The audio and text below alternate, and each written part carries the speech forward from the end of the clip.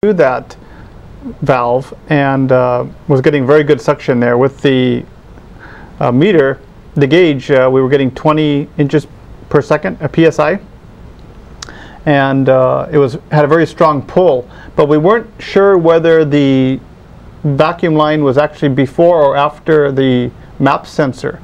And so we took it off of that, plugged that back up, and then tied into another line that went more directly into the engine.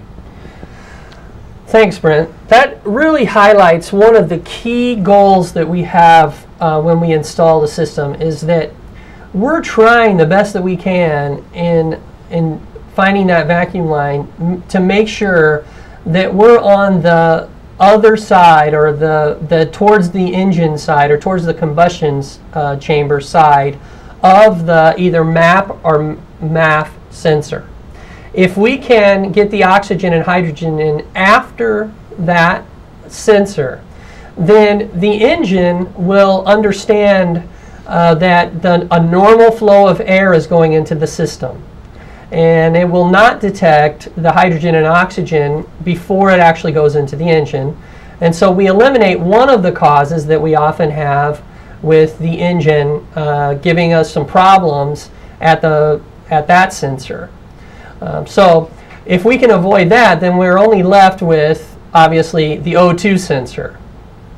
And feel free to sign in here, guys, anytime. But some of the things that I found out about the O2 sensor, and this is really the one that gives people the most problems. And at least in my experience, it's been the primary, the driver of all of our angst on making these systems work. You're absolutely right.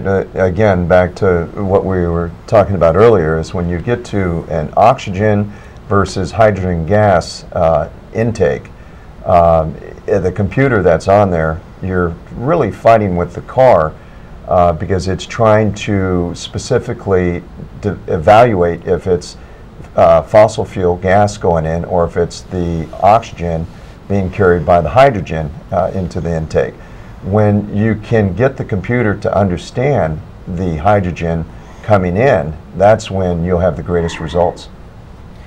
That's exactly right. And in the process, what we've discovered is, in some earlier episodes of this program, we talked about when the hydrogen and oxygen gets into the combustion chamber and the gasoline ignites with the hydrogen and the oxygen, it has the effect of recombining the hydrogen and oxygen back into water vapor. That water vapor is a great wick or funnel for heat.